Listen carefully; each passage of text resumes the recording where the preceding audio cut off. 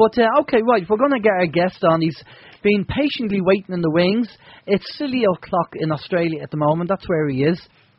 So he's probably has loads of coffee in front of him, keeping him awake to do the show, and fair play to him. So before we bring him in, Steve's going to give us a breakdown of his bio. Yes, I am. As Alan did mention earlier, our guest this evening is Danny Searle. Danny was born and raised in Brisbane, Australia, and is a highly successful spiritual guidance counsellor with a background in spiritual psychology with over 25 years' experience. Psychic since the age of 6, Danny has worked as a reader, meditation instructor and metaphysical teacher. He has run workshops on spiritual development and cleared homes of negative entities. In his early 20s, he underwent a series of out-of-body experiences that revealed the intricacies of the spirit world. In 1998, Danny was featured on the popular Australian Broadcasting Corporation programme, Australian Story, which led to additional television programmes including Today Tonight and A Current Affair. He had a 2-page spread in the largest distributed newspaper in Queensland, the Courier Mail, as well as articles about his work in the Redland Times. He also featured in several radio interviews in Australia, the US of A, England, Germany and the Netherlands. Danny has provided personal spiritual counselling and readings for several high-profile celebrities, and in 2013 he qualified as a Psych K practitioner, a discipline combining the sciences of psychology and kinesiology. Danny has 3 published books available on Amazon and produces Path to Ascension, a popular YouTube channel that boasts over 5.7 million views. Fantastic. Good evening and good morning, Danny. How are you doing? Yes, good, thank you, guys. Great to speak with you again. Great. Thanks a lot for coming on. Part 2. We had a great chat last time you came on the show, and we had good feedback from people as well, from our listeners, saying it was great information. So I said, yeah, well, let's do a part 2. And we said that to you. We'll do a part 2 and we'll catch up on what's going on and what's been happening. So you heard us gabble on there for a few minutes.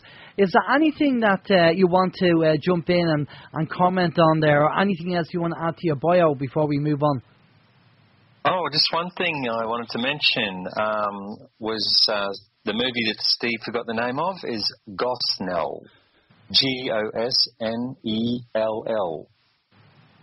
about that abortion doctor in America. That's the one. Have you seen it, Danny? No, I've just seen the trailers for it.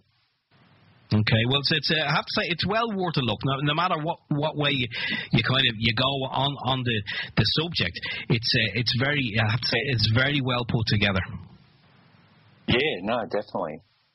Okay, so Danny, whereabouts are you at these days? What have you been up to since we last spoke to you?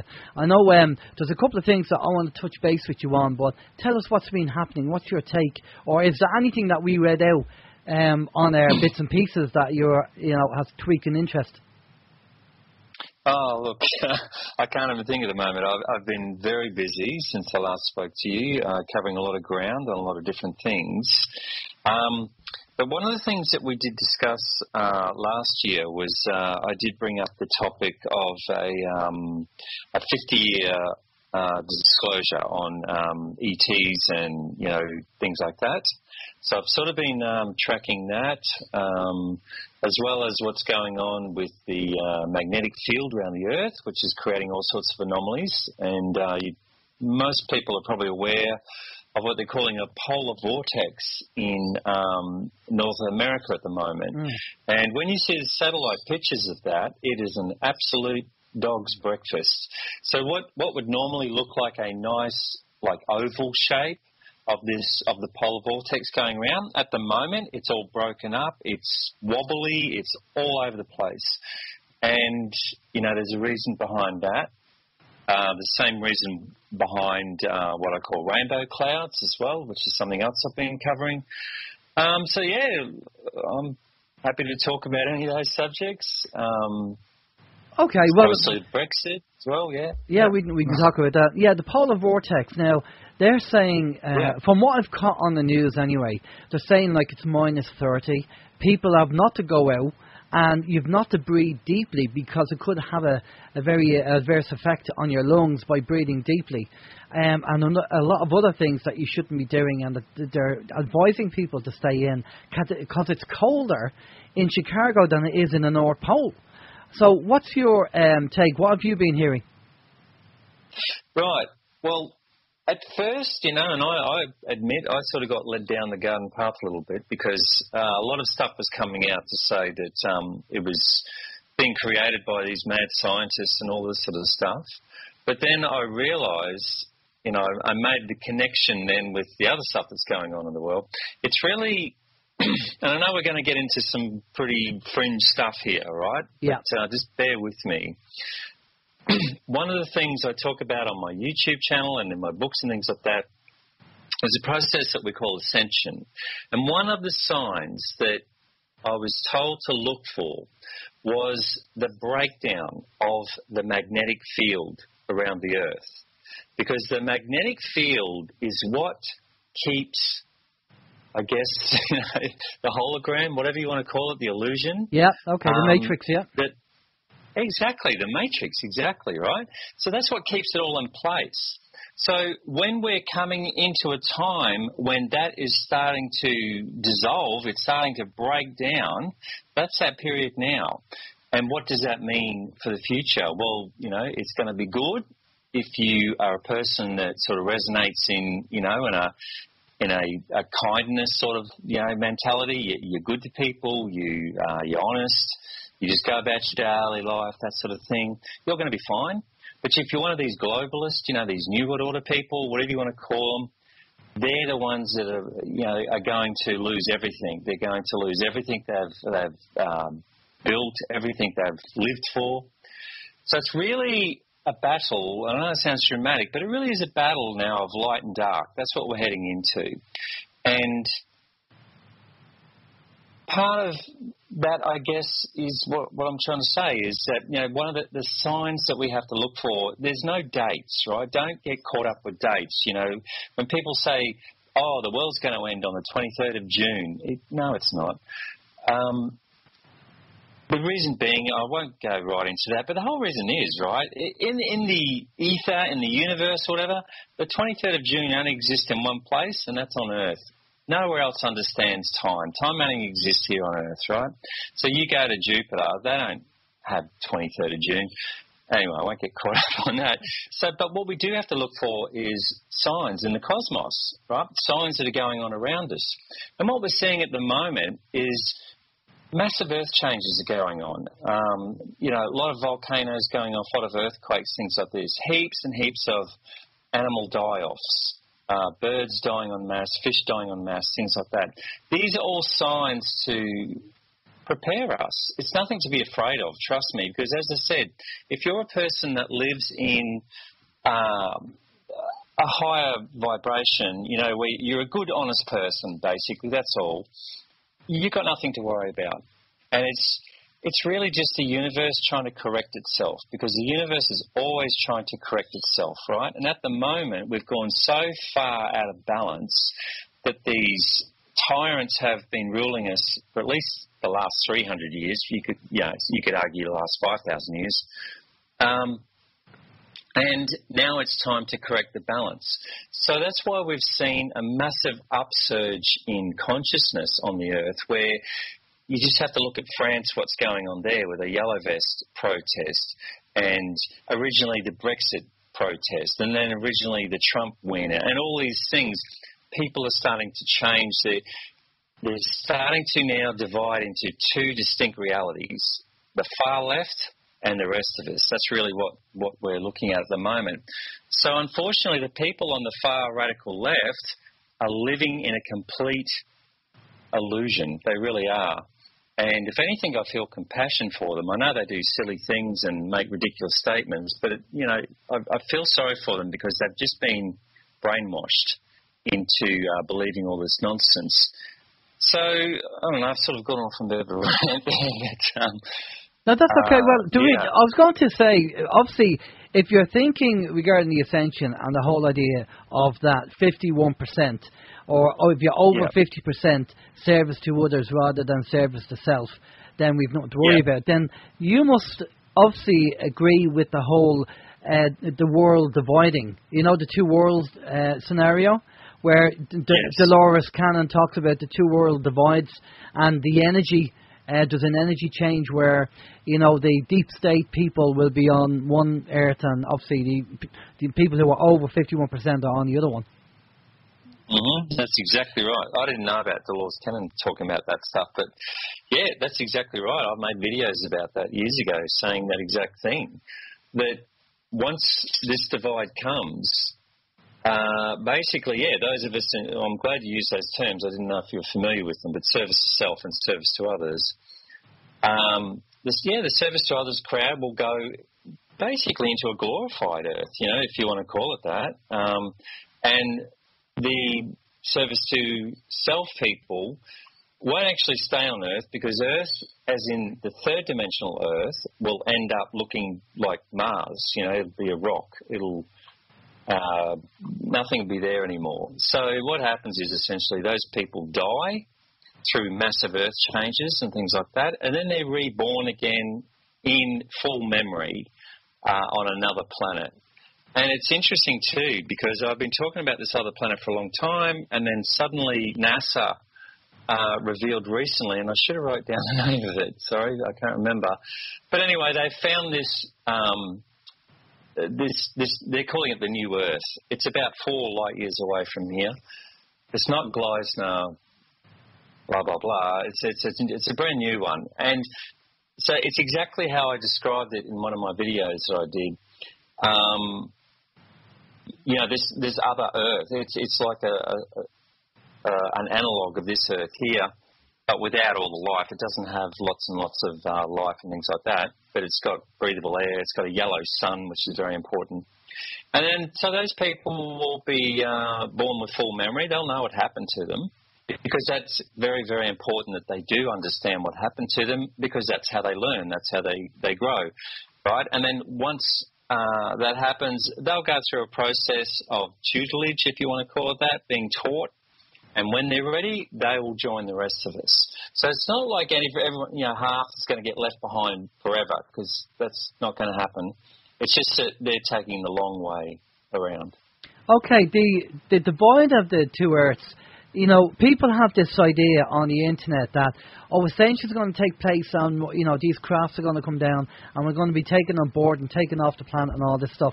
And I kind of, you know, originally a few years ago we heard this and we thought, that'd be nice, that'd be a great idea. But the more you kind of look into it, the more you kind of say and speak to people about it, you go, no, this is just a frequency change. We're not going anywhere. We're staying on the Earth. But there's an overlay of the old Earth and the new Earth coming in.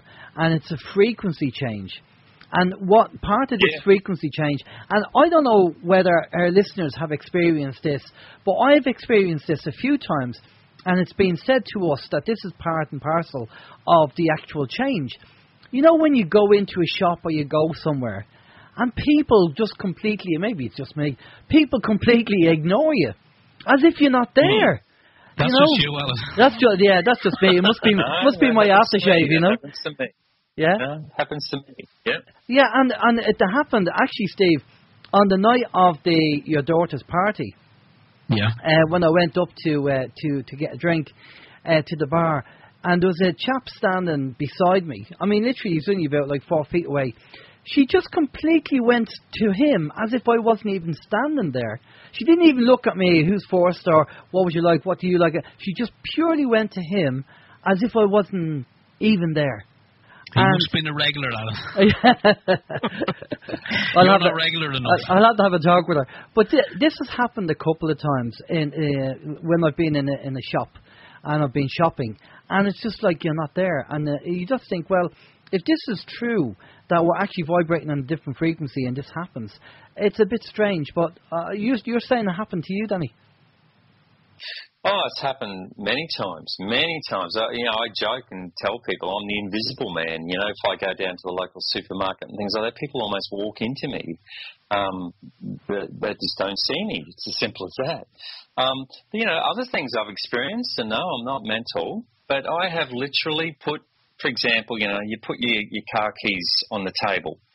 I come back 10 minutes later, they're not there. And I'm like, oh, what did I do with them? What did I do with them? I run around the house trying to find them. I sort of give up and then go and do something else. And then I come back, they're there again. They're back on the table again. And it's not because I'm, going blind or I'm going mental. It's because we're shifting in and out of the fourth and third dimensions. That's what's happening at the moment. Okay, well, that would explain it. Steve, have you had this happen to you? When you say have I heard it happen, have I had it happen where people have ignored me, like I wasn't there? Yes, I have had that, and I mean I just kind of would have dismissed it and put it down to people just being rude. But as in for like putting stuff in a certain place and having it not be there. You've seen my lovely tidy desk here, Alan. Yeah. I don't know what you're laughing at. But it's one of those things where I know where everything is. It looks like chaos to some people, but I know where everything is, and I can put my hand on certain things.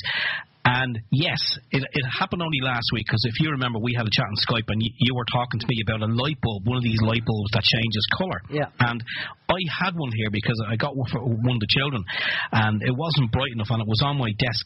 And I said to you, we were discussing it over Skype, and I said, yeah, like this. And I put my hand to where the bulb was, and it wasn't there. And it hasn't reappeared, and it's nowhere else. No one else touched it. It was left there in the desk. So yeah, I have experienced that as well. So if anyone in higher realms knows where that bulb is, please let me know. Call Steve. And it is funny, and a lot of people are, as I say, some people are convinced. Maybe it's the whole rapture thing. I don't know, but maybe they're convinced that this is going to happen, where these crafts are going to come down. But no, it's just a frequency change. And a lot of people, when you look on the internet, and people being honest about their experiences. I'm not talking about the some people that are kind of off the planet on some things they say. I'm not saying they're not true, but obviously you need to get the evidence. But simple things like that, you can kind of go, that's really strange. And I'm sure our listeners, we have the two chat rooms here. Steve, I don't know whether anybody's saying that they've experienced that on the chat rooms. I don't know whether you have had a chance to look at it there, but they are, yeah. Jonas, I think a lot of people have actually said that they've experienced it. Yeah, but my own wife, she's always losing stuff.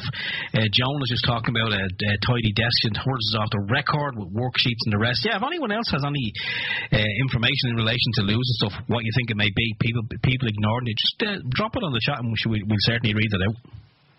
Definitely. So it'd be good to know. But yeah, Dolores Cannon talked about these the two earths and the merging, and we've talked to guests about this as well. And that's interesting, and a lot of things are happening. So what else is on your radar, Danny, that you've been looking at? Oh, yeah, now you caught me off guard again. Okay. Do you want to talk about the 50-year... Basically, I just wanted to say that, yeah, don't expect like mass UFOs or aliens or guides or angels, whatever. They're not going to come down and save us. It's all up to us. Yeah, right? Totally. Yeah. Because what's the point? What's the point of doing an exam if the teacher gives you the answers? Right? You have to come up with it yourself. And that's what it's all about at the moment. And a lot of people are doing it tough. A lot of people are struggling, especially financially and things like that all around the world. That's because we're in the last grasp of this material world that we're in. And, so the dark side are like a caged animal at the moment. They're thrashing around and they're snapping and biting, and they're trying everything to try and maintain the status quo, but it's all fading away quickly. So you're getting back to, just to change to the 50-year plan. So I was talking about that. The 50-year plan is 2019, when we are expecting to get UFO disclosure. Now, two things have happened at the end of last year, beginning of this year. One was that President Trump in the United States has started up a space force, and of course everyone's sitting there scratching their head saying, what on earth is he doing? What does he want a space force? Now, to me it's obvious, because if you were expecting guests from another country, let's say, you were going to have German guests coming, you'd want someone that could speak German, that knew how to cook German food, that, understood their culture, who was totally prepared to, welcome the German people into your house, right? Well, that's what Trump's doing. He's creating a space force where he's going to have all these experts in the different fields, physics, astrophysics, et cetera, and he's going to have them all ready to go as soon as the ETs come. And then the next thing that came a few months later was Harry Reid, who's a Democrat. He's not even like a Trump fan, but he's come out now and he's put forward a proposal to get Congress to sign off a bill, like a law, that would allow military people, as well as police and all that sort of stuff, to come forward without prosecution with their UFO stories. So, if a pilot, Air Force pilot, comes across a UFO, he would be allowed to actually, write that up as a public statement, and they would put it out there, into the public. They wouldn't keep it secret anymore, and he wouldn't lose his job. He wouldn't, have his career destroyed. So I just thought that's interesting, because again, that says to me that they're getting people ready for this. That's the way I see it, because who do we consider to be, really good witnesses? Obviously high-ranking military personnel and things like that. So if you see them coming out and admitting all this, that they saw something, that they chased something, that gets people used to the idea that, these things must be real, So anyway, I think we're on target. That's what I'm trying to say. I did say last year it wasn't going to be like 1st of January 2019 we're suddenly going to see the sky filled with aliens. That's not going to happen like that at all. Sightings have certainly been up. There's different websites you can go to look for not just MUFON, but other ones where you can see the latest UFO sightings. And in some countries, it's up 30-40% compared to previous years. So I definitely think it's ramping up. It's coming to a point where they will have full disclosure, hopefully this year. I think we have to define that word, Danny, disclosure. I think we've had disclosure. I think probably what you mean by it and what people mean by it is when President Trump turns around, or maybe it's Putin, comes on national TV and says it. I think that's what people are waiting on. We've had disclosure. We know that all the video footage is there. I mean, one of our guests, Gary Heseltine, is an ex-detective constable, and he runs the Prufo database for all police in the UK. So if the police have an experience, they contact Gary, and Gary goes down and he speaks to them. And if they have evidence, he gets the evidence off them. And he treats it as if it's like a crime scene. And he asks all the relevant questions because he's an ex-copper. So, he doesn't kind of take, hearsay. He asks for the evidence, he looks for it, and asks all the relevant questions. And Gary's been on their show, and he's talked about this, and they all contact him because he's an ex-member of the police. They feel comfortable talking to him. Now, the idea of disclosure, I think we've had it. We've definitely had disclosure. We just haven't had somebody coming on national TV and saying we have, there are other races out there. Acknowledgement. Exactly. I don't know whether that will happen. But here's the thing. I mean, we had a quick talk about it before we went live. And I think this is just formality and a PR and marketing exercise for the general population. Because if Bill Tompkinson, who was, we're going to be speaking to Frank Chili Jr. in a few weeks' time on the show. And he was kind of not working, but interviewing Bill Tompkinson. And Bill Tompkinson was one of the insiders who apparently built these 10-mile in size ships for the space team. They're called a Space Warden, isn't it? I think that's what they call it, Space Warden. Now, Frank Chili sent over the images of models of the ships that Bill apparently designed. And I did say on the show to people that He also sent the PDF of the Rockwell document, which shows you their plans up to the year 2100. And if anybody wants a copy of that, just email us at info@oimradio.com and we'll send you a copy. And a few people have emailed us already and asked us for that document. So, now, the reason why I'm saying this is because Frank said that he was talking to Bill, and Bill said, well, not 100 years in advance of technology, we're 1,000 years in advance of technology. So if we have Space Warden out there as another kind of arm of the military, and they're already doing this and they already have these crafts, then, you know, if Trump is going to come out and talk about a space group that they're setting up, it's all from formality. It's just, you know, it's just to not frighten the public and, you know, drip feed the public bits and pieces of the technology. I noticed one thing as well, Danny, and I don't know whether you've seen it. The TRB-3, you know, the advanced craft that they have? Yeah. I noticed there's a lot of footage now coming out showing that TR-3B craft. Yeah. Which is, you know, is interesting. So are they going to do the same thing with the TR-3B as they did with the stealth bomber and the stealth aircraft and go, you know, because they didn't say that existed for a period of time, and then all of a sudden, you know, they came out and said, oh yeah, we have this craft, it's called the stealth craft, you know, and the stealth bomber. So they might do the same thing with the TR-3B. No, they will, but that's only once they've superseded it with an even better thing that we won't know about for another 30 years. You know what I mean? Yeah, totally. Well, I recommend people should read the book Skunk Works by Ben Rich. Ben Rich was the CEO of the Skunk Works. He died in 1995. And one of his famous quotes was, "We can now bring E.T. home." Yeah. Now, I found the book fascinating. Now, they talk about the SR-71, the Blackbird, and how advanced the technology was. And you're talking about in the 30s and 40s.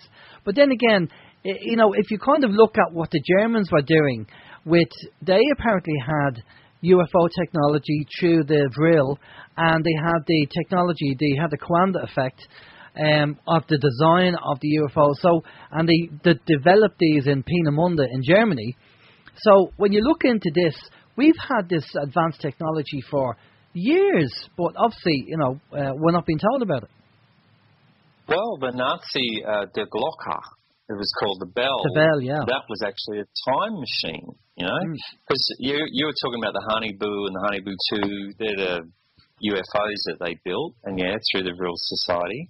Maria Cortez was the name, something like that. Yeah.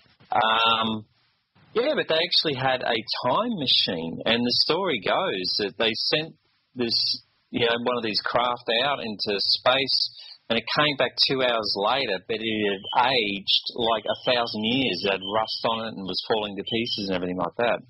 And that was the only experiment they did with time travel. So that's interesting. And of course, there's all this stuff still going on in Antarctica. I don't know if you remember, a couple of years ago, it was all the to-do. Everyone was, you know, talking about Antarctica, but that's just all sort of been swept under the carpet now. But, you know, what they found in Antarctica was essentially a buried city of the Anunnaki, I believe. That's who it was. But they found craft there and everything as well. But they've sort of managed to, you know, hide that now. No one talks about that anymore. You know what people don't actually look back in history? You know the whole Admiral Byrd scenario in the 50s? Yeah. And the fact he went out to the Antarctic with like 5,000 men, and he had battleships and planes, and this actually happened, and he's actually on TV being interviewed talking about it, and he got his arse kicked by whoever was there with advanced crafts, and then they sent him packing. But people don't actually believe it, and you think, well, this did happen because it's, you know, there's documentation and evidence there to prove it. And trying to convince people, even giving them the evidence, they still don't believe it. And you think, well, this is the whole part of, some people just won't wake up no matter what you give them. Exactly. I totally agree with you because, you know, I'm working on another book as well at the moment, and I discuss all the Admiral Byrd stuff. But one of the, I guess, comparisons I make is that at another period in history, there was a guy called Smedley Butler, who was the highest-ranking Marine that America's ever had, right? This guy was the biggest hero in the world, where he was approached by the globalists, whatever you want to call them, to man a 500,000-man army to basically perform a coup d'etat in America and take over the government by this fascist group. And he played along with them, but then, once he had all the information, he went public with it. And that video is available on YouTube. You can see it, of Smedley Butler actually saying, telling that story I just told you. So here we have absolute hardcore evidence that a bunch of globalists, these were all, the bosses of industry that approached him and basically said, we're going to take over the government, this is how we're going to do it, blah, blah, blah. They're still doing it now, and people don't want to believe it, And here we have this guy telling us, hey, they're out there, they're doing it. Then we have Eisenhower coming out in his last speech saying, hey, look out for this military-industrial complex. Then we have, President Kennedy saying, be aware of these secret societies. Mm. It's out there, it's in your face, but people just do not want to know about it. They don't want to see it. Then that's all changing now. Yeah, it's the cognitive dissonance, because their world will change, their perception of the world and the belief system will change, and they don't want it to change. So it's better to deny it rather than to accept it, because then if they accept it, what else do they have to kind of, open the mind to? And we come across it all the time. I mean, the talk that we did at the conference is all about the psychology of how the mind works anyway. But it brings me into talking about the situation with Trump. I mean, Steve, do you have anything that you want to add there regarding what we've just been talking about? Well, I'll just say in relation to the cognitive dissonance, just very quickly, that a lot of people, as we already know, they won't believe it. You can give them one piece of information, and if it's something that's kind of out there, if they believe it, then they may have to follow. They may have to believe other stuff, or at least question other things as well. And a lot of people aren't prepared to do that. So therefore, it's just as easy to dismiss everything and hang labels on us and call us, silly names like conspiracy theorists, etc. I just want to say very quickly in relation to disclosure. We mentioned disclosure earlier. And you reckon, Alan, that we've already had disclosure. Now, some people don't believe that we have, and I'm just interested to see what you think of this one. And also Danny as well. Chris just said earlier, he said, we never got disclosure because we can't handle the truth. And now, I mean, what do you think? I mean, do you think we have had disclosure, or do you think we haven't had? What level of disclosure, if we have, do you think that we have? Because obviously we haven't had complete disclosure. Danny? Yeah, look, it's not a simple answer, yes or no, because for some people, obviously, are more open-minded, they're more willing to accept change. To them, disclosure has happened.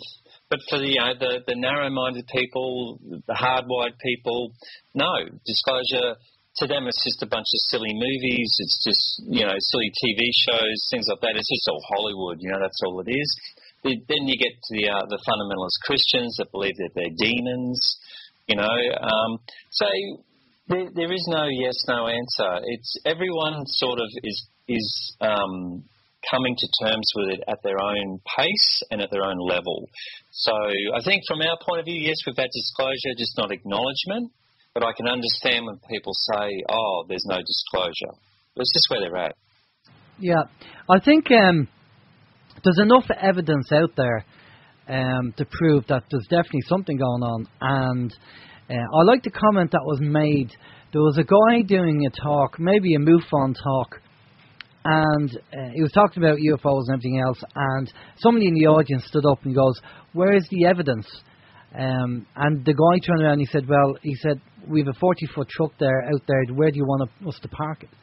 As if to say, we've enough evidence in that truck to show you what's there. I mean, people are saying, where's the evidence? Well, I'm getting to the stage now, I don't know about you, Danny or Steve, but I'm not wasting my time anymore educating people. You know, when they say, where's the evidence? I kind of say, well, go and do your own research. Why should I do it for you? Yeah. I said, I'm not going to convince you. I don't technically care whether you believe me or not. It doesn't bother me in the slightest. And if you want to carry on not believing it, that's fine with me. I don't have a problem with that. But if you want to find out, then go and do the research. I'm not here to teach you. I will point you in, might give you a couple of websites and stuff, but I'm not going to do it for you. You know, I can show you where the door is, but you have to open the door and walk through it. Mm-hmm. Okay, that's actually, yeah, really just sort of something that I wanted to change gears. Yeah. Yeah. Sorry.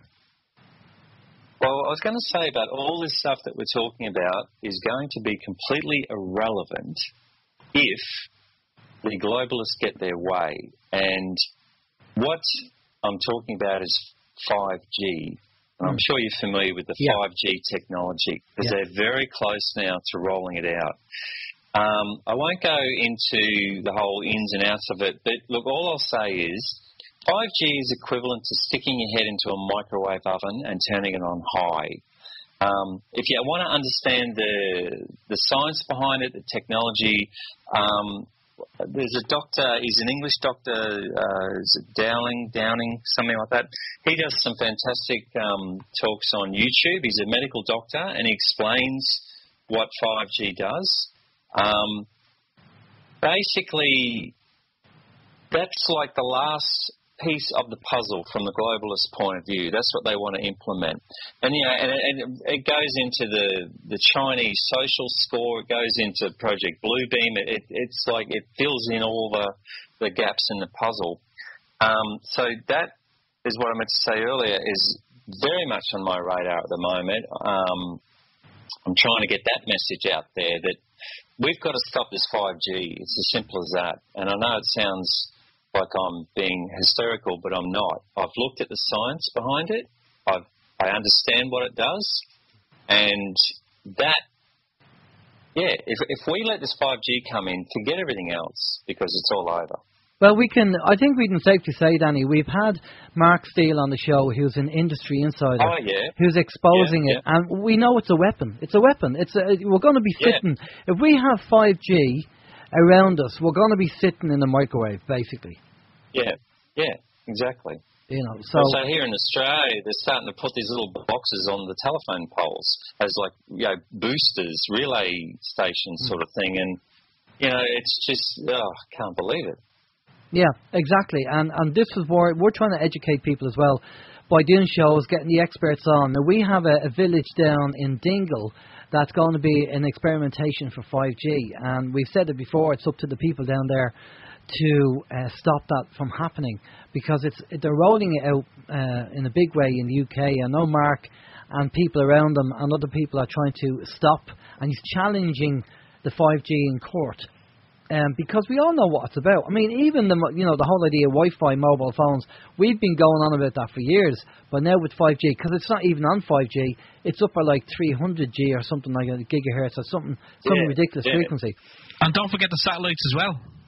That's it, exactly. Let's talk about putting it was 20,000 satellites up there as well, all going to be beaming 5G across the world. And that's why, as you said earlier, Danny, the humans created the mess, so it's up to us to tidy up. Nobody's going to be coming down to save us and be our saviour. No. It's their mess. We have to clean it up. Yeah, exactly.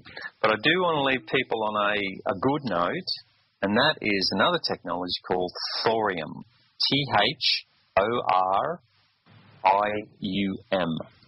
And thorium, if we can make it through this year, which I think we will, thorium is the future of energy. It's not free energy, but what it is, it's dirt cheap energy. So to give you an idea, a softball, like a tennis ball, softball size of thorium is enough to power a city the size of Dublin for about 300 years. Wow. Right? This stuff is all over the place. And here in Australia, it's very plentiful. They actually chuck it in the tailings when they're going after uranium. It sits above uranium, and they just toss it to one side because they didn't have a use for it. I won't go into the whole ins and outs of it, but now we know what it can do. So China and India, as we speak, they're building thorium plants, prototypes, to test the theory. Now, it is part of it's radioactive, but it's not like uranium. Uranium's dangerous, and you get radiation waste and meltdowns and all that. You can't do that with thorium. Thorium is impossible to have a meltdown, and it burns at about 98% proficient. So what's left, they can just incinerate, and it's not radioactive. So, it's not like uranium. So just people will try and tell you, oh, it's radioactive, it's nuclear. It is, but it's 2 points off on the periodic table to uranium. So it doesn't have the same nasty effects. So it's clean. It's widely available, and once they get these plants up and running, it's going to be a game changer. And this, to me, is the stopgap between free energy and the oil industry. So what we have to focus on, I guess, is don't let the oil industry bury it. I think the genie's out of the bottle, to be honest, because, as I said, they're building plants now. But that is going to be a massive game changer. So that's one positive thing that we can look forward to. So, in your spare time, look up thorium. You'll see sites and videos trying to debunk it. Don't listen to it. I can tell you, I have studied the science once again behind it. It's sound.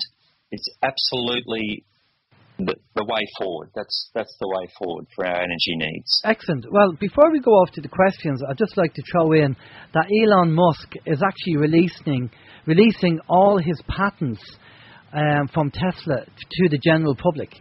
He felt that the whole idea of protecting patents was restricting the development of society. So he actually agrees with open source now, and he's releasing all his Tesla patents for free and won't be suing anybody if they take them and run with them. And he's just mentioned that there the last couple of days. So that's a step in the right direction. Steve, do you want to go out to the questions there? We have questions for Danny. We do. We've questions and we've got comments as well. That sounds very interesting in relation to the thorium. And let's hope, as Danny said there, let's hope that the big oil giants and the oil moguls don't just get that technology and shelve it, because that will be a shame. But because we know they've done it so many times before. Just very interesting as well, Alan, you mentioned the TRB3, and I just found some information on the World Wide Web. They're saying the TRB3s are tracking targeted individuals. Now, how true is that? I don't know, but I just thought it was an interesting little sentence to read. Peter says Admiral Byrd was given 3 vials to heal the people of the world. Those vials are now in Area 51, all locked away and never to be seen again. I'm just wondering, is that anything that Danny has heard about? No, I've never heard of that before. No, I haven't heard of it either. So I don't know if there's any credence to what Peter says. I'm sure Peter probably got it from a good source.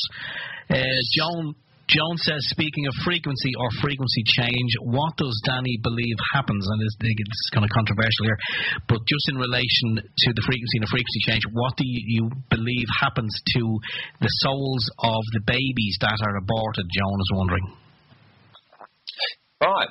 Souls of babies that are aborted, and we're getting into a whole other area here.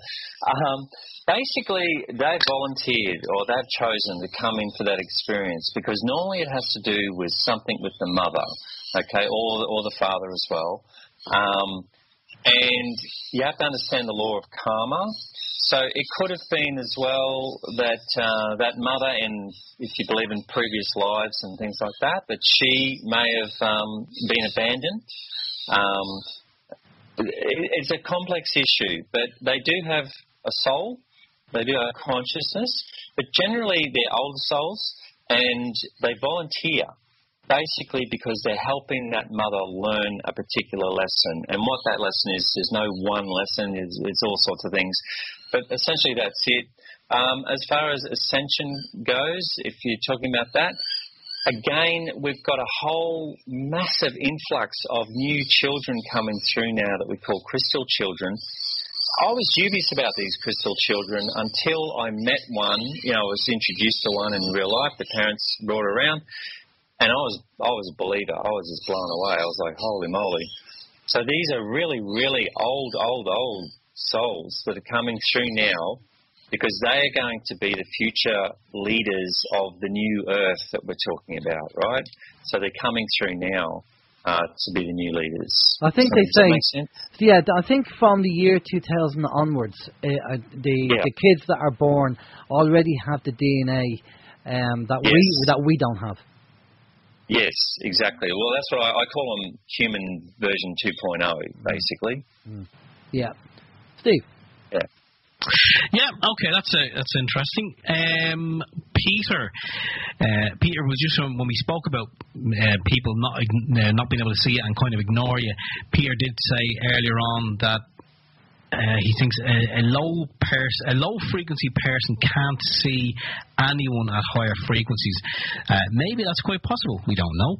And that would make sense. I'd agree with that. Yeah. Yeah, and Chris... Oh, I do. I totally believe it. Yeah, Chris is just wondering in relation to the 5G, Danny, have you heard that 5G can open portals and that can possibly allow demonic entities into this reality? I haven't heard that 5G does it, but I certainly know at the CERN Institute, they've opened a portal up in the CERN Institute. Technology on the material plane doesn't relate to the metaphysical world, if you know what I mean. You can't use technology here like 5G.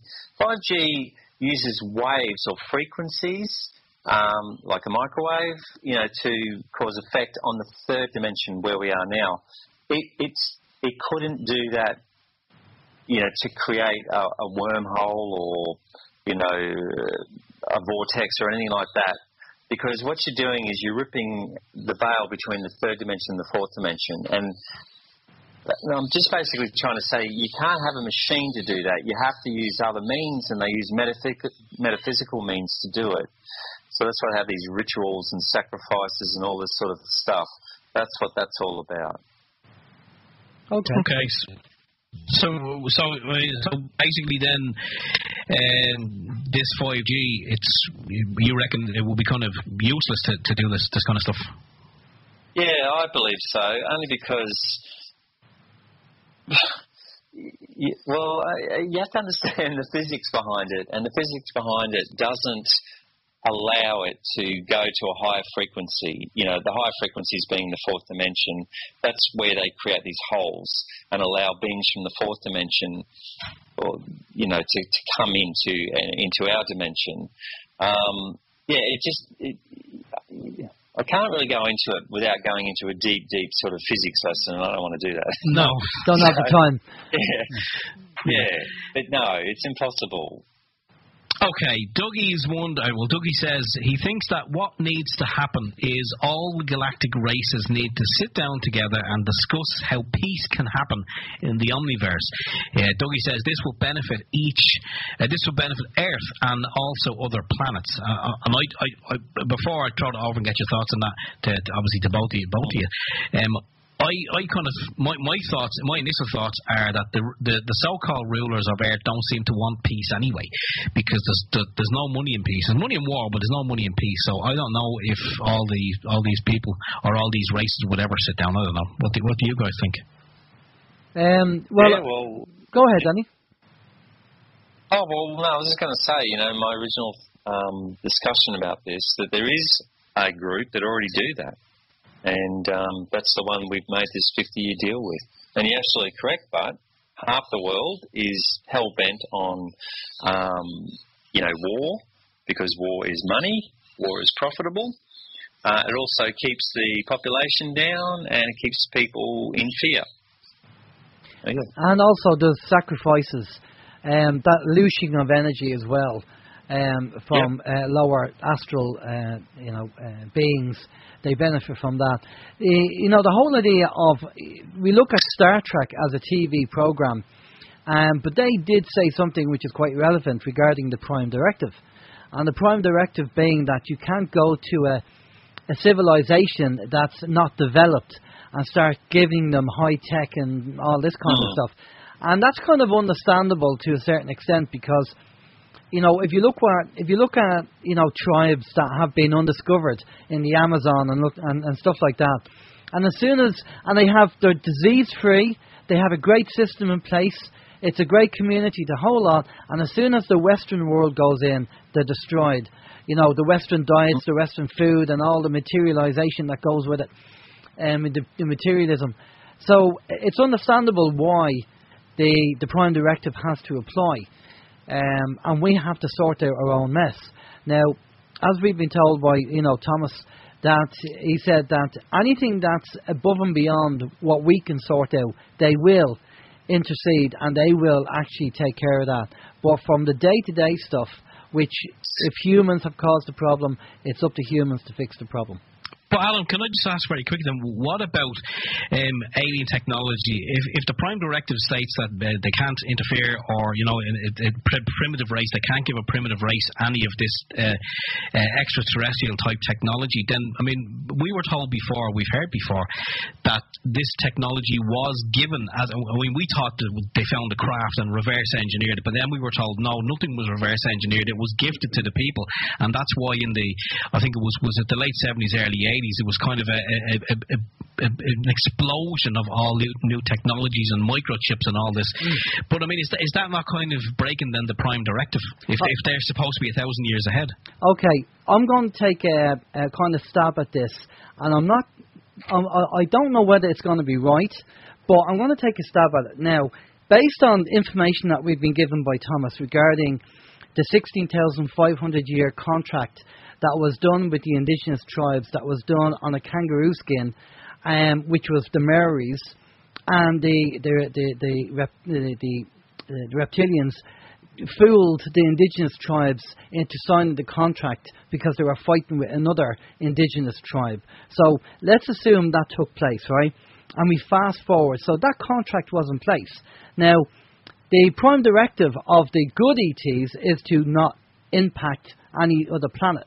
But if the negative ETs decided, well, as part of the contract, we can interact, we can be involved, we can do that if we want to, they come down, and this is where you have the discussions with certain generals in the 50s, where they were in the White Sands or some desert where they went and met these negative ETs, and that was the deal.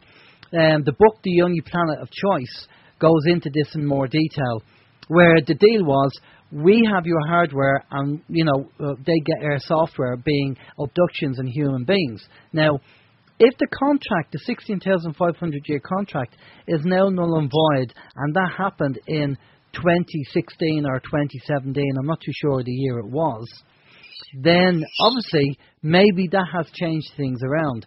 As to whether that will now happen or that will be allowed to happen, because the peace treaty is now being enforced. And if that's the case, then if any of that tech is used in any negative way, then there's obviously going to be, something's going to be done about it. Now, I'm taking a stab at that based on the information that we've been given. It's only kind of a rough idea. We'll have to get kind of some confirmation on that. But that's how I kind of see it, Steve, that we have to, that with that peace treaty now in place, which has only been the last few years, that's a game changer. And maybe that has changed things, but we need to get that confirmed. Sorry, I had my mic muted there. Yeah, that's it. That's interesting. Although Chris does say, he said the stuff given by non-humans was like a Trojan horse to send us off in the wrong tech direction. Thus, we can now be controlled by smartphones, etc. I think I tend to agree with that. Yeah, well, that I makes just wanted to say, sorry, I didn't mean to interrupt. No, go ahead, Danny. Just with the, that Prime Directive you're talking about, what we have to understand is that it was the Anunnaki, quite some time ago, that genetically engineered humans. And when we were under their tutelage, under their supervision, we had access to flying machines, to free energy, to healing modalities and things like that. And it was only after they left And the stayovers who were anti-human, they're the ones that suppressed it and hid it. So it's like we had this technology once upon a time, then it got taken away from us. So when the ETs come back, they'll give it back to us. So it's not like they're giving us high-tech technology to a backward race. It's not like that at all. It's reminding us, this is what you guys used to have. This is where you used to be at. Yeah, we've gone backwards in technology. As you say, we did have this technology. And if you think about it, if Bill Tompkinson is correct and we're 1,000 years ahead and they're already building crafts for space warden which are 10 miles in size, then we have this tech already. I mean, one of the things that was said is anything that we can think of has been built, designed, invented. You know, replicators, time travel, looking glass technology, faster than light crafts. All this stuff we probably already have. But obviously, it's buried in such a black project that we just probably won't see it for a long time. Unless, you know, maybe this is the year, or maybe the next few years we'll see it. And this is what I was going to say to you, Danny, just ask your take on how do you see things with Trump and what's going on at the moment over in the US? No, look, Trump is being attacked and under barrage from every possible angle. Even within his own cabinet, he's got all these backstabbing, people. I'm really feeling for him at the moment. He's trying very difficult. One of the things that people keep saying to me is, why hasn't he done all these arrests? Why hasn't he done this? Why hasn't he done that? And I keep saying, look, we're talking about the cabal, the New World Order people. They've been embedded for at least the last 50 years. I would argue a lot longer than that. Yeah. So you can't expect him to fix everything within the first 2 years of his presidency, especially when he's got the mainstream media against him and everyone else is against him. He's fighting an uphill battle. He's still on target as far as I'm concerned. He hasn't wavered. I'm looking forward to his State of the Union speech in a couple of days. That hopefully he's going to reveal some new information. Ruth Bader Ginsburg, whatever her name is, I don't believe she's alive anymore. I think they're keeping her on ice, trying to figure out until, I don't know if you saw that a thing came out with advertising on Craigslist for a RGB lookalike. So I wouldn't be surprised if they trot out some clone or lookalike of Ruth Bader Ginsburg. Just to so Trump can't get another pick for the Supreme Court. Yeah. Every day there's something going on over there. It can become overwhelming, to be honest. But I just sort of sit back and just let it all play out. I remember too, and I don't want to upset anyone, but I've got to say it. Last time, one of your listeners asked me about Q, and earlier this year I did a specific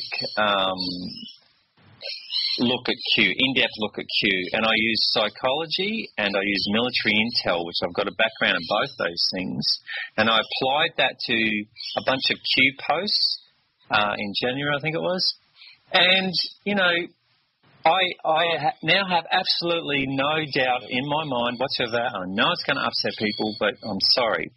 Q is a PSYOP. I'm pretty sure it's probably a PSYOP that's been conducted by the Brennan Clapper, hangovers, people that were loyal to Brennan and Clapper, Comey and Mueller. I think that's who's conducting it. And it's, I give the breakdown. I've created Facebook notes. If you go to my Facebook page and go to my notes, you'll see what I've done. And I've done it very astutely where, I've covered everything from an unbiased point of view too, because I was open-minded about it. And the thing, look, all I would say to people that are buying into the Q thing, what has Q done in the last 12 months? All the promises he's made, not one of them's come to pass. He said trust Sessions. Sessions got fired. He said trust Mueller. Mueller is a crime boss, right, who's destroying people's lives and protecting Hillary Clinton. He said Hal Hubowitz, whatever his name is, the IG, was going to come to town on the 5th of December and kick ass.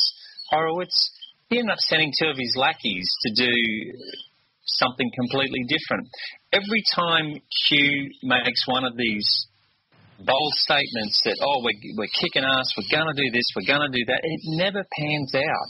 It's all to pump up the tyres of the Q followers, right? When they're getting a little bit down, when they're getting a little bit, dissuaded, he'll suddenly say something like that. Arrests are coming and this is coming, and no, it's not.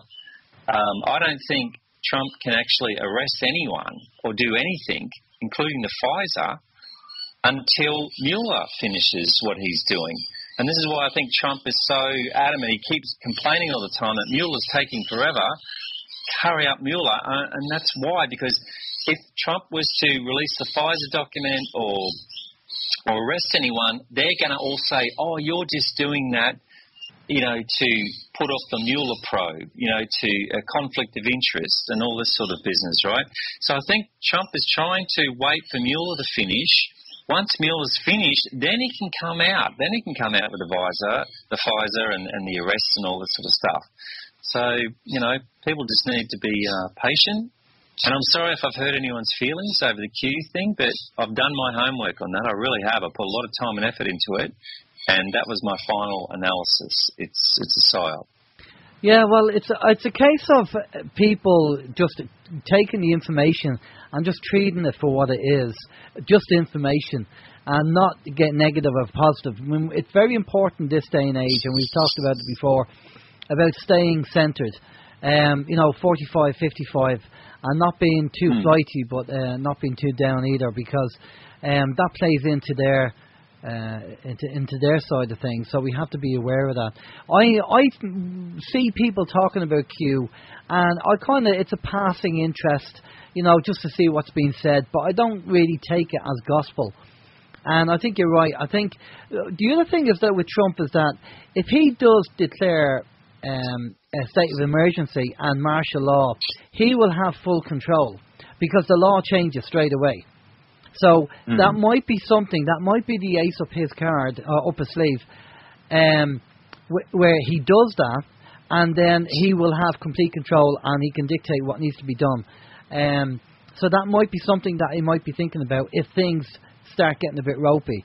You won't bring in martial law, but he won't. That like would a soft, a soft martial law. It won't be, it won't be too hard.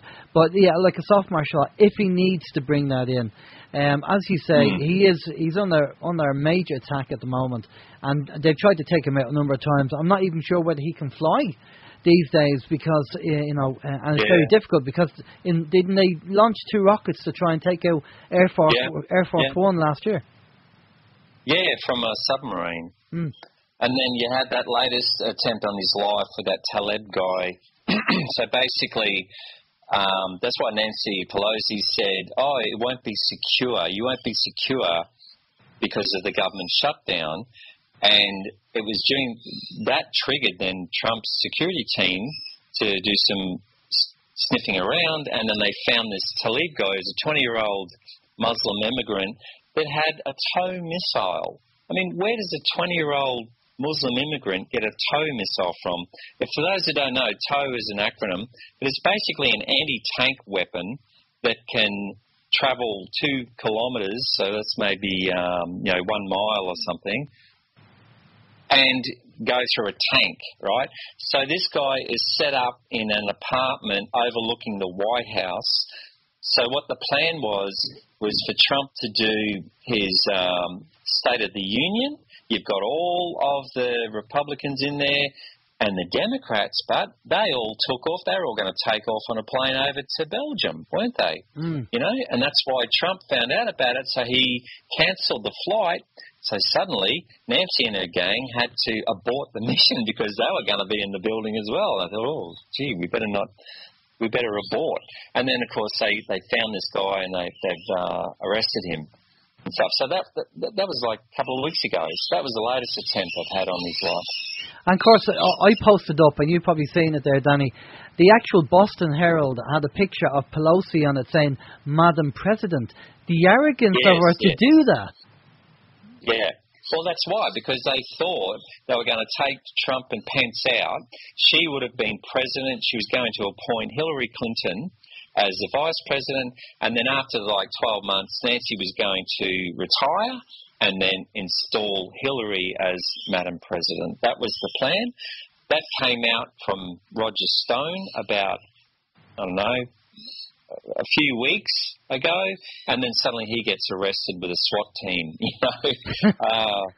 It's unbelievable. It is unbelievable. Steve, you anything you want to add there? In relation to the whole Trump thing and what's going on, I think it's, in all honesty, it's like a TV show. It's like a sitcom. In my opinion, I think every day kind of something new happens and something pops up, and it's just like it may as well be the likes of Coronation Street or any other soap opera, because there's so much happening, and some of it is just it's unbelievable, really. It is. It's madness. But I do think that 2019, 2018 was a pivotal year. I'll have to say that. I think that's really when the tide started turning.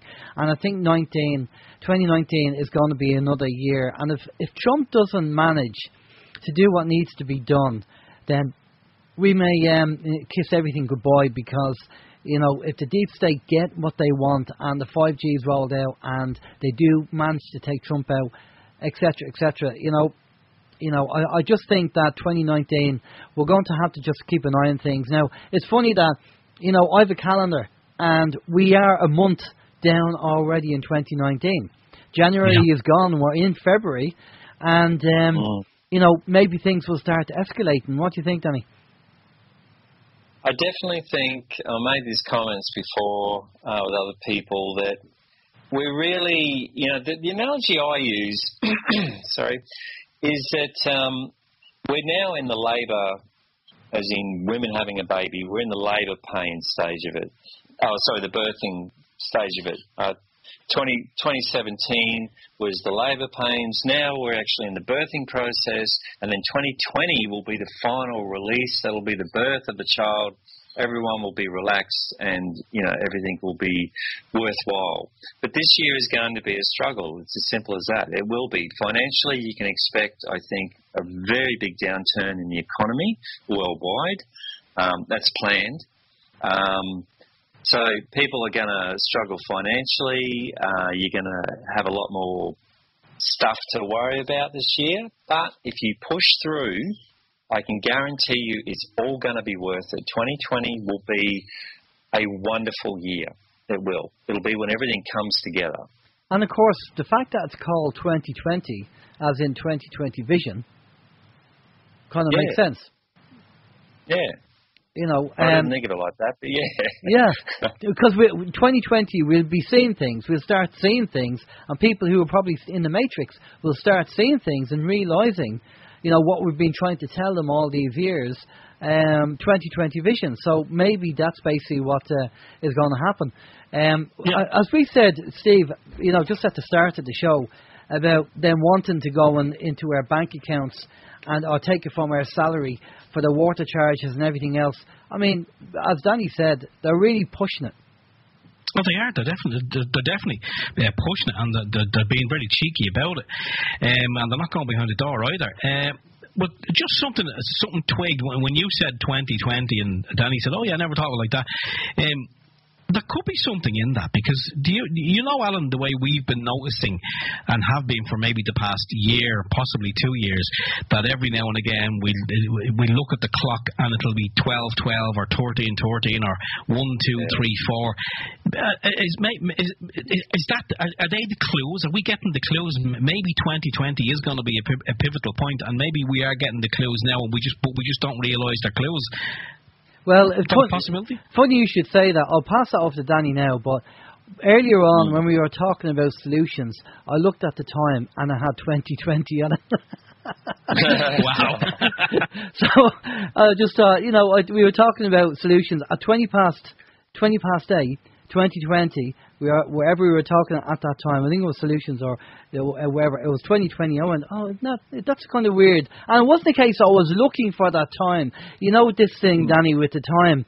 And I don't go looking for the time. Steve, I know you don't, and people don't. You just say, oh, what time is it? You look at the clock, and it just happens to be 2020, 1919, or whatever. What's your take on this, Danny? I think we talked about this before, but go ahead. Possibly. I mean, I've made videos about it because this has been going on for quite a while, especially since 2012. Essentially, when you see those double numbers, it's like a wake-up call. And for some people, it's even like a DNA upgrade, you know, where their DNA is upgrading to the light body, you know, for Ascension. Oh, look, something that I meant to mention before. I'm not bragging, but I wrote a book that I had published last year called An Ascension Guide. 2 people sent me emails of videos they've taken. One of the things I do in that book is I came up with my own meditation for activating a Merkaba, which is like a light body, a ship.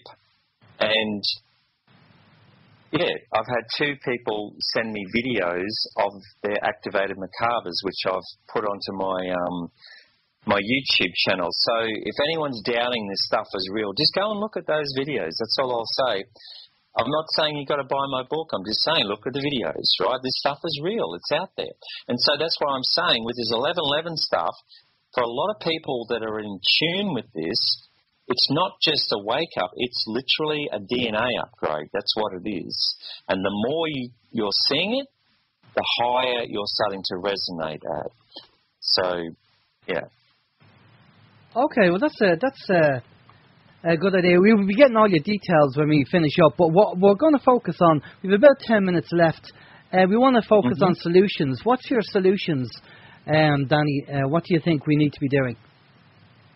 Right, I think it was Steve talking earlier in the program. He was talking about petitions, online petitions. I totally 100% agree with him. When you sign an online petition, you're basically saying, I don't want to participate. That's really what you're saying, right? Because you're virtue signaling. You're just doing that rather than getting out in the streets. Now, the other thing is, too, that I point out in one of my books is that in the 1960s, there was a rally or a protest in Washington, D.C., where over 3 million people showed up to protest against the Vietnam War. 3 million people. And guess what? The Vietnam War went on for another 5 years, right? Protesting doesn't change anything. Signing petitions doesn't change anything. What we have to do is unite. We have to unite with each other. You have to go and introduce yourself to your neighbours. You have to share this information with your neighbours, with the people down the street, in the local shops and things like that. One of the things I do is I burn DVDs of documentaries that I think are exceptional, and I burn them to DVD, and I leave them in laundromats. I hand them out at shopping centres. Just as I'm walking through, I'll see someone sitting on a bench. I'll say, oh, are you aware of 5G? Oh, yeah, sort of. Hey, have a look at this. You know, this will blow your mind away. And I just keep walking. I think it's all about sharing information, physically sharing information if possible. I know it's not always possible. Sometimes, you know, putting stuff online is good. But the whole online thing, I think, has taken people away from personal communication. We've lost our ability to interact with each other. If you go to a party or a nightclub, everyone's staring at their phone, right? No one's talking to each other anymore. No one's interacting with each other anymore. We've got to get back to that. We've got to break the illusion, basically, this illusion that everyone's in like a trance. And that's what I think the solution is get back to unity consciousness, you know, creating local little, you know, farms, or, you know, where you grow your veggies in the vacant block and all that sort of stuff. There's 100 different things you can do. But I really, really honestly believe that we have to get back to community thinking and unity thinking, as in physically physically interact with people. I think that's the solution. Yeah, okay. No, I totally agree with you, Danny. We need to be aware. I totally need to be aware of energies and what's going on. There's a lot of positive changes out there. As you say, we are going through the birth canal, and this year is going to be another backbreaker for a lot of people. Can we survive? Can we get through the year with everything that's going on? We are not a fan of partitions, and after doing the major protest in Ireland of 120,000 about water charges, and we said, no, we don't want water charges, they just, the government just ignored the people, and they want to bring them in, and now they want to take the money from the people's salary, because people were saying, well, no, we're not going to pay it, so they're going to go through revenue and the tax office to go and take the money. It's just unreal, and this is how desperate they are. And it's just funny that the government solution is always, I tell you what, let's take more money off the people. That's their solution. It's always their solution. Get more money off the people. Where's all this money going to that we're giving them already?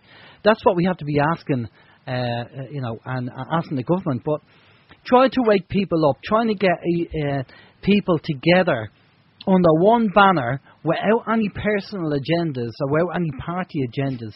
It's just impossible. It really is impossible. There's too much infighting, too many people with grievances, too many people with difference of opinion. It's just, I don't know whether we're going to be able to do it. We can do it. No, we can. And if they're trying to take money out of your account, close your account, open up a PayPal account, ask your boss, get all the people in the office to petition the boss to say, can you put our pay into a PayPal account or similar sort of thing, because they can't get at that, right? That's the one good thing about PayPal and those sort of, payment systems that are online. But, yeah, look, they're trying to keep you poor. It's as simple as that. And where does the money go? Well, why do you think a minister goes in, starts as a minister and he's got a simple house and a small car, and then 5 years he comes out of office and he's got a BMW and a mansion somewhere and a yacht. That's where the money goes, right? But yeah, we just got to start fighting back, and non-compliance is one of my favourite things. Just don't comply with them. I'm not talking about, violence or anything like that, but I'm just saying don't comply with them. That's the illusion they put over us, where they've tricked us into believing that they're the authority, that, we must obey them. Yeah. That's an illusion, trust me. Yeah, well, it's all based on consent, isn't it? At the end of the day, that's what it's all based on.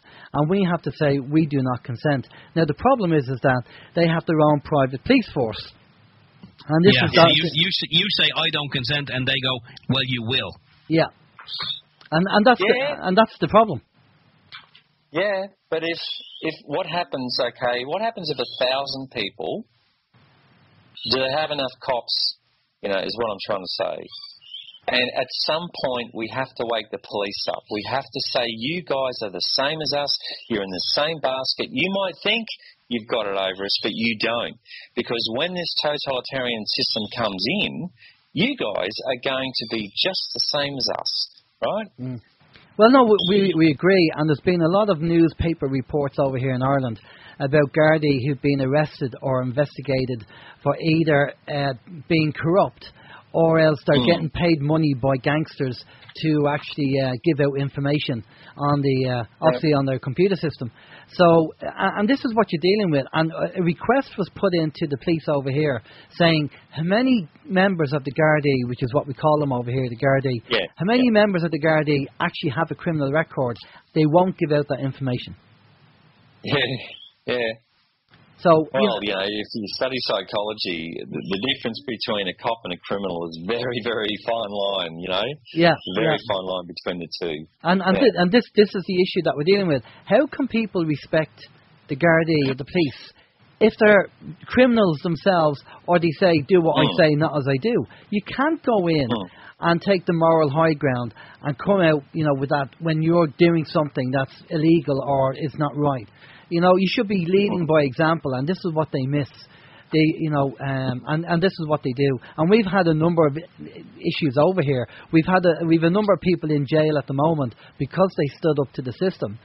And this is what's happening. So trying to get 1,000 people together, or a few thousand people together to say no, that's enough. We've had, I don't know. Will it happen in 2019? I don't know. We'll have to see. We've got a couple of minutes left. Steve, do you want to add anything? I do. I just want to. Normally we run out of time for questions, as I'm sure we have as well. But just based on what you said there, Danny, in relation to close the bank accounts and go with PayPal. In my opinion, in my understanding, does your PayPal account not have to be linked to a card, a bank card, or an ATM card, or a credit card? And also, this will kind of tie into a question that Moon Girl had. What's your views on the likes of the cryptocurrencies and gold and silver? Well, first of all, no. As far as I know, you don't have to link to a bank account on PayPal. I'm pretty sure you don't have to. As far as cryptocurrencies go, don't even go there, right?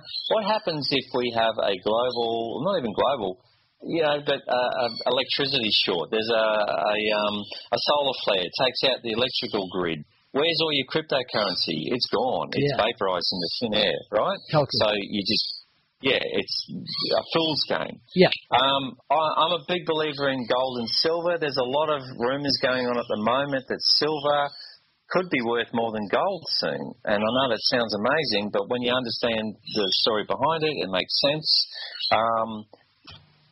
But, at the end of the day, I actually say store food, store things that you can trade, because you can't eat gold. But, in times, if the shit hit the fan, so to speak, things like women's sanitary products, coffee, even alcohol, cigarettes, tobacco, that's worth more than gold, right, when the system goes down. So I focus on those sorts of things. I can't afford to buy gold, but what I can afford to buy is tins of coffee, and things like that, and that's what I do. Yeah. So that's my currency for the future. Okay, we'll have to finish it up there, Danny. Thanks a lot for coming on, and we totally agree with you. The cryptocurrency, again, that's a scam. Not in a way that, if the system goes down, but we've been told that the deep state is actually involved in that money. They can close down the exchanges and take the money, and then you're stuffed. And people's bitcoins and stuff like that have been stolen. So the rule of thumb is, if you don't have it in your hand, you don't have it. Simple as that. Yeah. Right, Danny. Is that not to say, do you know what, we could do another show, but PayPal is digital, isn't it? Well, PayPal is digital, but the thing is, at the end of the day, you want to make sure that you can get the money out of PayPal. That's another show in itself. I'll talk to you after we let Danny go about what I found out about PayPal, and let you know. But because we have to let Danny go. But Danny, thanks a lot for coming on. Much appreciated. Steve's going to get all your contact details and your bits and pieces where people can find you. Yeah, great. So Thank you very much.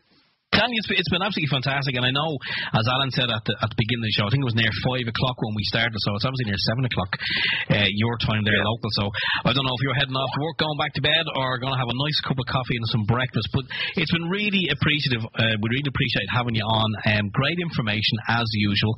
We do have a link to your website, DannySearle.com, which we have posted up on on both of the sites there. The links to the books are also on there if people are interested in picking up a copy, and maybe after this interview they might support you and buy a copy of the book. And you've loads of information on the site there to whet people's appetites. And so just, any other links that you want to throw out there, Danny? Microphone over to you. No, that's basically it. And my YouTube channel, which is called Path to Ascension, there is over about 115 or so videos that, and I've sorted them all out into playlists to make it easy for people to find them. That's all free. You don't have to pay for those, right? So all the information's there. Brilliant stuff. All right, Danny, just stay with us there for a minute. We're just going to go off to a musical break, and we'll be back after this. This is Open Your Mind Radio on OYMradio.com and peoplesinternetradio.com.